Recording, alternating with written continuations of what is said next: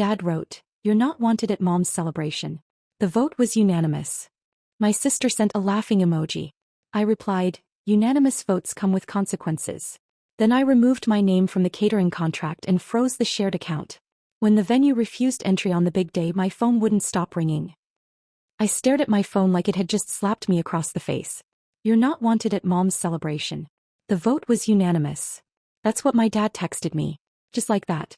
No explanation, no conversation, just a cold digital dismissal from my own family. And then, my sister Madison sent a laughing emoji. Not even words. Just that stupid little yellow face, tears streaming down its cartoon cheeks mocking me. I'm Isabella, by the way. 32 years old, living in Portland, and apparently the family scapegoat nobody bothered to tell me about. Let me back up. My mom's 60th birthday was supposed to be this huge celebration. The kind where everyone gets dressed up, takes a million photos, and pretends we're closer than we actually are. For 6 months, I'd been coordinating everything. The venue, the catering, the guest list, the decorations, all of it. I even used my own credit card to secure the bookings because Dad said it would be easier to manage that way. Do you think that sounds suspicious? Because looking back, yeah, it absolutely does. But here's the thing, I actually wanted to do it. I thought planning this party would bring us together. Mom and I had been distant for years. She always seemed to favor Madison, always had an excuse for why she couldn't visit me, always forgot to call on my birthday. But I kept trying. I kept hoping that maybe if I just did enough, gave enough, proved myself enough, things would change. Stupid, right? So when that text came through, 3 days before the party I'd spent half a year organizing, I felt like someone had ripped the floor out from under me. My hands were shaking so hard I almost dropped my phone. I called Dad immediately. "What vote? What are you talking about?" His voice was so casual it made my stomach turn. "We all talked, Bella. Your mother, me, Madison, your Uncle Rick, Aunt Diane. We decided it would be better if you didn't come. You always cause drama, and we don't want anything ruining Mom's special day." I always cause drama? I could barely get the words out. "I've been planning this entire party. And we appreciate that," he said like he was talking to a customer service representative. "But Madison can handle things from here. She's better at being pleasant." Pleasant. That word hung in the air like poison. Imagine what I decided to do then. I hung up. Didn't yell, didn't cry, not yet anyway. I just sat there on my couch staring at the wall, feeling something cold and sharp settle into my chest. My cousin Oliver, the only family member who'd ever actually been there for me, texted me about 20 minutes later. He'd heard about the vote through the family grapevine. "Izzy, I'm so sorry," his message read. "This is insane. Do not let them do this to you." Oliver had always been different from the rest of them. When everyone else was busy comparing me to perfect Madison, Oliver was the one who showed up when my apartment flooded, who remembered my graduation, who actually listened to me. He lived in Seattle, but we'd stayed close despite the distance. "What am I supposed to do?" I texted back. His reply was immediate. "Whatever you need to do. I've got your back." I looked at my laptop sitting open on the coffee table.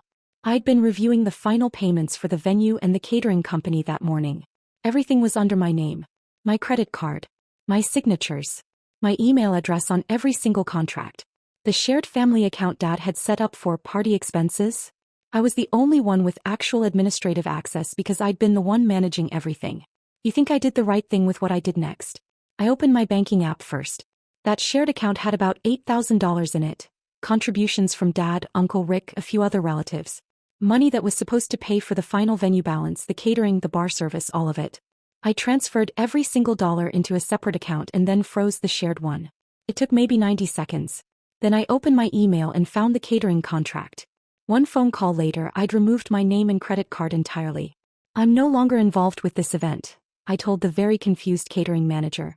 "The family will need to contact you directly to set up new payment." The venue was next. Same thing. "I need to cancel my guarantee on the booking," I explained calmly, even though my heart was pounding. "I won't be attending and I'm no longer financially responsible." The woman on the phone hesitated. "Ma'am, if there's no confirmed payment method on file by tomorrow, we'll have to refuse entry to your party." "That's perfectly understandable," I said. "Thank you for your time." I hung up and just sat there. Part of me couldn't believe what I'd just done. Part of me felt like I'd finally stood up for myself. My phone buzzed. "Madison, did you seriously just pull out of the party? Dad is freaking out." I typed back, "Unanimous votes come with consequences." Then I turned my phone on silent and poured myself a very large glass of wine. What happened over the next 48 hours was absolute chaos. But I didn't know that yet. I didn't know that Madison would call the catering company and discover they needed $4,000 by the next day or they'd give the slot away. I didn't know that Dad would try to access the shared account and find it completely locked. I didn't know that the venue would send an email to the whole family explaining that without confirmed payment, the celebration was cancelled. But very soon I would find out exactly what happens when the person holding everything together decides to let go. Oliver called me that night. "You actually did it?" "I actually did it," I whispered. "Good," he said firmly. "Let them figure it out. Let them see what happens when they throw away the person who actually cared." I wanted to believe him. I wanted to feel strong and justified and powerful. Instead, I just felt hollow. But what came next? Oh, what came next was something I never could have predicted. The morning of the party, my phone started ringing at 6:47 a.m. Dad. Declined. Madison. Declined. Uncle Rick. Declined. By 7:15 I had 23 missed calls. I turned my phone face down and tried to breathe normally. Part of me felt victorious. Part of me felt sick. "Do you think I should have answered?" Oliver texted around 8. "They're losing their minds in the family group chat. Madison is crying, your dad is threatening to sue you and your mom hasn't said a word." "Sue me? For what exactly? For refusing to pay for a party I wasn't invited to?" The audacity was actually stunning. I made coffee and tried to pretend this was normal. It wasn't working. Every time I closed my eyes I saw that laughing emoji from Madison. My phone rang again. Unknown number. Against my better judgment I answered. "Isabella? This is Cheryl from Riverside Events Center." The venue coordinator sounded stressed. "I have your father here and he's quite upset. He's insisting we allow the party to proceed, but without confirmed payment." Dad's voice erupted in the background. "My daughter had no right to cancel this. She's being vindictive." Something in me turned to ice. "Cheryl," I said calmly, "I didn't cancel anything. I simply removed myself from financial responsibility for an event I'm not attending. My father is welcome to provide his own credit card." "Well, yes, but..." "Then I don't understand the problem." I hung up and let myself smile. Just a little. The texts started flooding in around 9:30. "Madison, Mom is crying. Is that what you wanted?" "Aunt Diane, this is so selfish, Isabella." "Uncle Rick, you don't abandon family over a misunderstanding." Misunderstanding. That's what they were calling it now. Then my mom texted. Just 2 words, "Please, Isabella." That one almost broke me. Where was this "please" when they voted me out? Where was her voice when Madison sent that laughing emoji? Imagine how that felt, seeing those 2 words and knowing they meant nothing. Oliver called around 10. "You holding up?" "Barely." Mom texted me. "What did she say?" "Please, Isabella." He made a disgusted sound. "That's it? Not 'I'm sorry,' just 'please.'" "Yeah. Izzy, you did nothing wrong. They created this situation. What happens next is on them, not you." I wanted to believe him. But guilt was already creeping in. Because that's what happens when you're raised to be the family doormat. You feel bad for refusing to lie down. Around noon another call came. The catering company. Madison was there trying to arrange last-minute payment, but they needed 48 hours notice for new contracts. "That's not my problem anymore," I said quietly.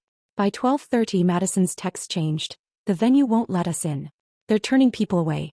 Grandma is here, Isabella." "Grandma. She drove 4 hours and it's your fault." "Grandma Ruth." That hit differently. She was 83 and the sweetest person on the planet. She had nothing to do with this. I texted back, "Tell Grandma I love her and I'm sorry. Tell her the truth about why this happened." "Madison, that you're a petty vindictive brat?" "Me, that I wasn't invited to the party I spent 6 months planning." "See what she says then." No response. Around 1, Dad called from a borrowed phone. I answered. "Isabella Marichin, you fix this right now." "Fix what, Dad?" "The party you uninvited me from. We can talk about that later." "No," I said quietly. "We already talked. Unanimous vote, remember? I'm just respecting the family's decision." "Your mother is devastated." "Then maybe you should have thought about that before telling me I wasn't wanted." I hung up. My hands were shaking, but this time it felt like power. Do you think I went too far? What I didn't know was that at that exact moment, Grandma Ruth was asking Madison what unanimous vote meant.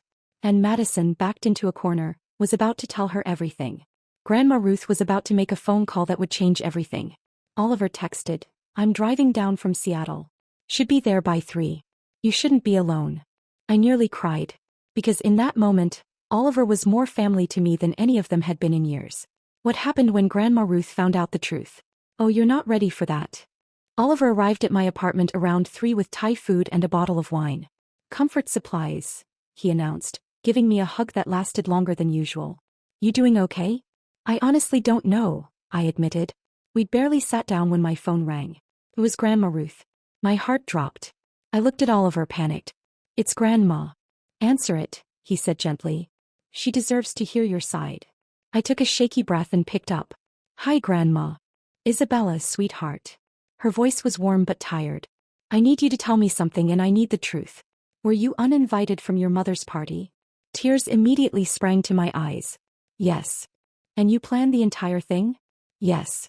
There was a long pause. Then, I'm at your father's house right now. We need to talk, all of us. Can you come over? Wait, what? Go to Dad's house? Face all of them after what I'd done? Grandma, I don't think that's a good idea. I'm not asking, sweetheart. I'm telling you. Be here in 30 minutes. Her voice had that steel underneath the sweetness that meant she wasn't negotiating. She hung up. I stared at Oliver in disbelief. She wants me to come to Dad's house.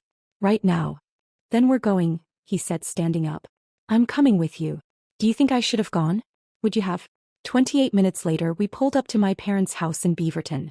There were still cars everywhere. Relatives who'd apparently regrouped here after the venue disaster. My stomach was in knots.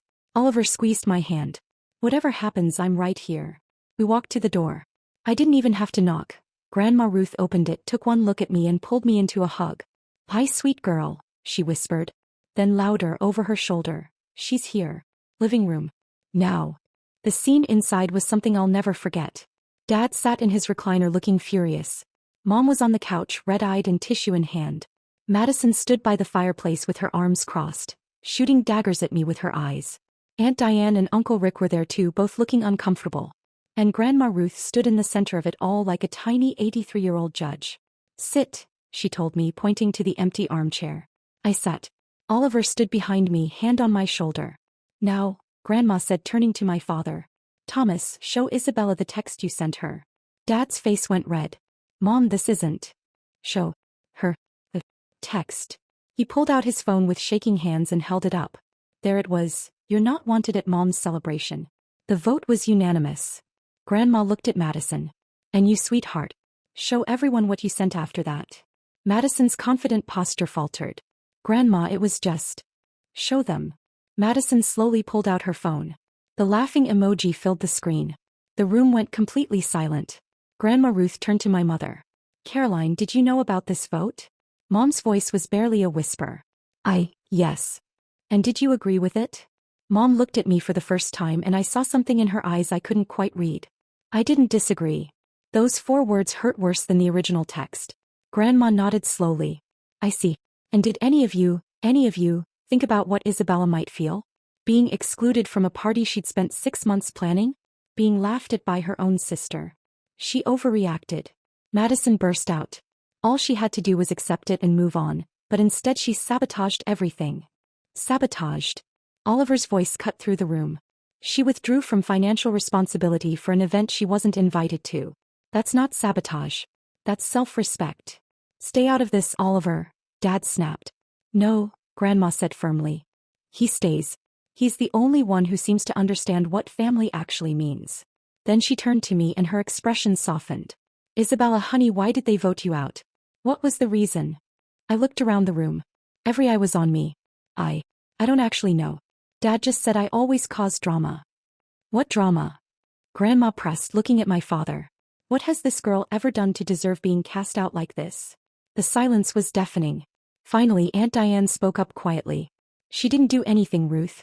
Madison suggested it because she wanted to run the party herself. Said it would be better if she took over. My head snapped toward Madison. What? Madison's face went pale. That's not, Aunt Diane, you're twisting it. I'm not twisting anything, Diane said, and she actually looked ashamed. You said Isabella always had to be the center of attention, always had to be the one organizing things. You wanted the credit for Mom's party. We all just went along with it. The room tilted. This whole thing, the vote, the exclusion, everything, wasn't because I'd done something wrong.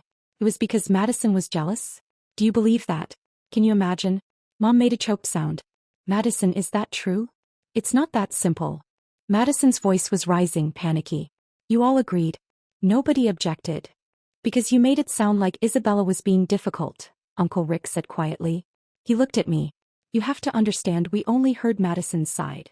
What side? I demanded, finding my voice. What did she tell you? Madison was backing toward the door. I just said that you were stressed and maybe it would be easier if... You told them I was having a breakdown, Mom interrupted suddenly, her voice shaking. You said Isabella was overwhelmed and acting erratic, and that it would be better for her if we took over. You said she'd be relieved. The room exploded. Dad was yelling at Madison. Aunt Diane was apologizing. Uncle Rick looked horrified. And Mom was crying harder now, but these tears looked different. Me. I just sat there, numb, as my entire understanding of the situation rearranged itself. This wasn't about me at all. It never was. Grandma Ruth's voice cut through the chaos. Enough. Everyone fell silent. She looked at each person in turn, and I'd never seen her look so disappointed. This family should be ashamed. You believed lies without question. You excluded someone without giving her a chance to defend herself. You broke this girl's heart because it was easier than thinking critically. Then something happened that I absolutely did not expect. Grandma Ruth turned to me and said, Isabella, I have a proposal. Your mother's birthday is ruined anyway. But next weekend is my birthday. I'd like you to plan me a party, a small one. Just the people who actually deserve to be there. My jaw dropped. Grandma, you don't have to. I know I don't have to. I want to. She smiled at me, that mischievous smile I remembered from childhood. And I'm thinking, maybe just you, me, Oliver, and a few of my bridge club friends. What do you think? The implications hung in the air. She was deliberately excluding the rest of the family. From her own birthday. The look on Dad's face was something I'll treasure forever. But what happened next? Oh, that's when things got really interesting. The silence in that room was absolutely suffocating. Dad found his voice first. Mom, you can't be serious. Grandma Ruth raised one eyebrow. Can't I? Seems to me I can do whatever I want with my own birthday, Thomas. But we're your family, Aunt Diane protested. Family, Grandma repeated slowly. Isabella's family too. But that didn't stop you from throwing her away, did it? Madison looked like she wanted to disappear. Grandma, I didn't mean for it to go this far. You didn't think at all, Grandma interrupted. You lied and manipulated, and everyone else was too lazy to question it. Mom stood up suddenly. Isabella, I need to talk to you. Alone. My stomach clenched. Did I want to talk to her alone? After everything? Oliver's hand tightened on my shoulder, but I nodded. Okay. We went out to the back porch. Mom closed the sliding door behind us. I'm sorry, she finally said. 2 words I'd been waiting to hear. So why did they feel so empty? For which part? I asked quietly. For excluding me? For not standing up for me? For believing Madison without even asking me? She flinched. All of it. Why didn't you call me, Mom? Why didn't you ask if what Madison said was true? She looked away. Because it was easier not to. Because Madison has always been easier. She doesn't challenge me. She just agrees and smiles and makes everything pleasant. Do you know how much it hurts to hear your mother admit you're too difficult for her? So you chose her, I said. You chose pleasant over honest. I chose wrong, Mom whispered. I've been choosing wrong for years, haven't I? We both knew it was true. Every missed birthday call, every cancelled visit. It all added up to a pattern I'd been trying not to see. I don't know how to fix this, she said. Neither do I. But maybe that's not something we can fix today. The sliding door opened.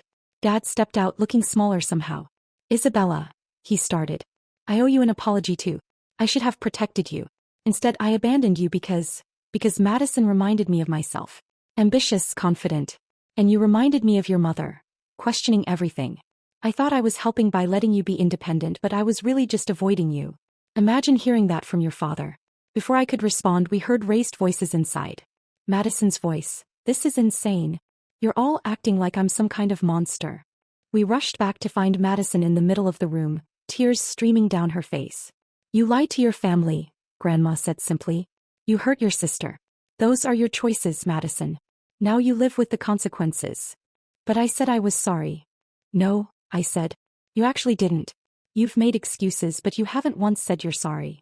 Madison stared at me. Then she did something that shocked everyone. She collapsed onto the couch and started sobbing. Real ugly crying. I don't know how to be sorry. I don't know how to be anything except perfect. Do you know what it's like always being the good one, the easy one? It's exhausting. And then you're just yourself and everyone still loves you anyway, and I hate it. The room went silent. Oliver spoke quietly. You think Isabella doesn't try? She just spent 6 months planning a party for people who excluded her. Madison looked up at me, mascara running. I was jealous. Of you.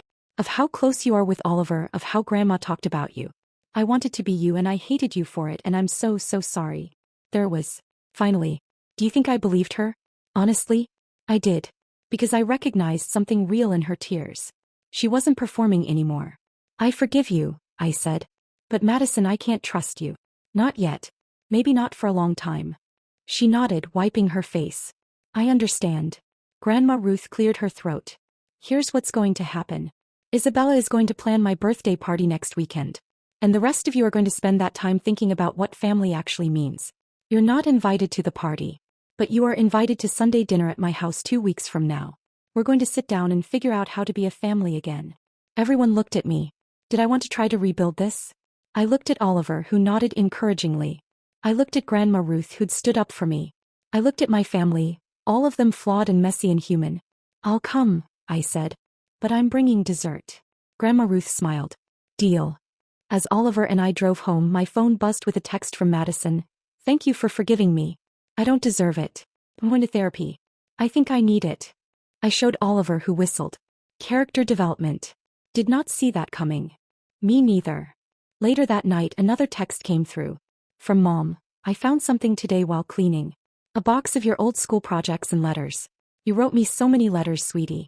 I never realized how many I never answered. I'm so sorry. Then a photo. A crayon drawing I'd made in 2nd grade.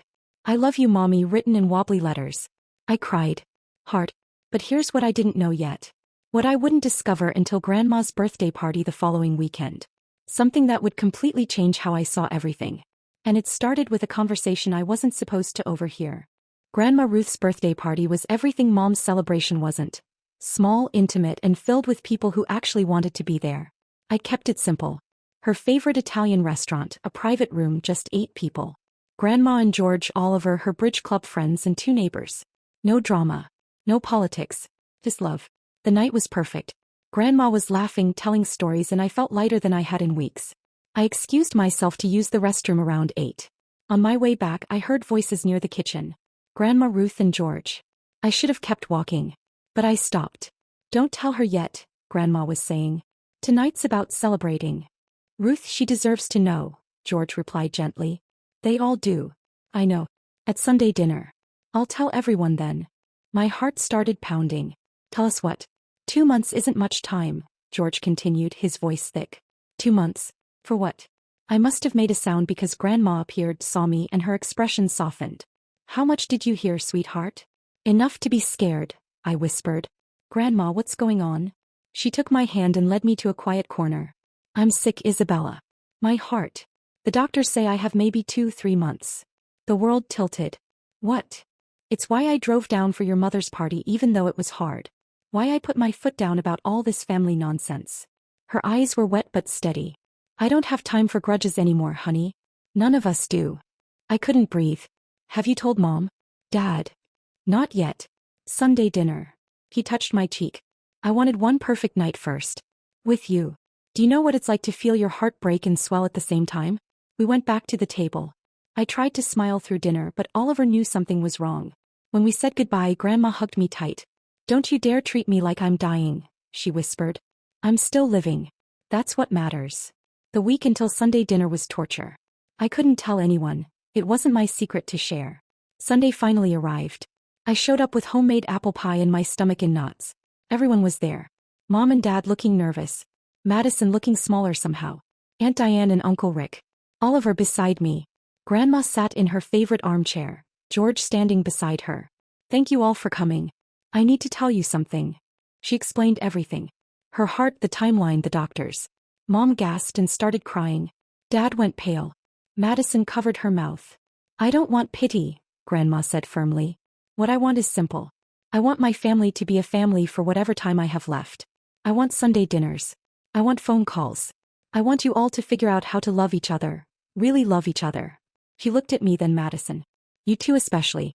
Life's too short for sisters to be enemies. Madison looked at me, tears streaming. Izzy, I know, I said quietly. Madison got up, crossed the room and hugged me. Really hugged me. She was shaking. I don't want to waste any more time, she whispered. I want my sister back. Okay, I whispered. Me too. Mom joined us, then Dad. Then everyone was in this giant messy group hug, all of us crying, all of us holding on. Grandma smiled through her tears. There. That's what I wanted to see. We had dinner. Real family dinner where people talked and laughed and nobody performed. Madison told stories about therapy. Dad admitted he'd been reading books on emotional intelligence. Mom asked if we could go through my old letters together. I want to answer them, she said. Better late than never. Do you think people can really change? Over the next months, our family transformed. Sunday dinners every week. Coffee with Madison on Wednesdays. Mom called 3 times a week and we actually talked. Dad and I went to a basketball game together. And Grandma Ruth lived every single day like it mattered. Because it did. She made it to 4 months, not 2. 4 months of laughter and reconciliation and love. When she passed peacefully in her sleep, we grieved together. But at the funeral, standing between Madison and Oliver listening to Mom's eulogy, I realized something. Grandma's real gift wasn't just the time she gave us.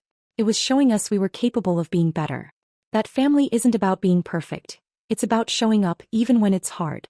Madison squeezed my hand during the service. I squeezed back. 6 months later, Madison got engaged. She asked me to be her maid of honor. I said yes. Mom and I have lunch twice a month now. Dad texts me dad jokes every morning. They're terrible.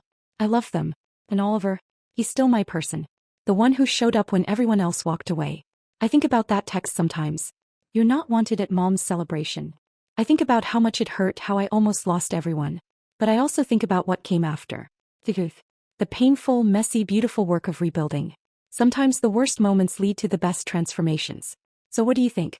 Did I do the right thing? Did my family deserve a second chance? If this story resonated with you, I'd love to hear about it in the comments. If you enjoyed it, please hit like. And if something didn't sit right with you, share your thoughts. I'm here to listen. Thank you for being here. Thank you for letting me tell my story. And maybe, call your family today. You never know how much time you have.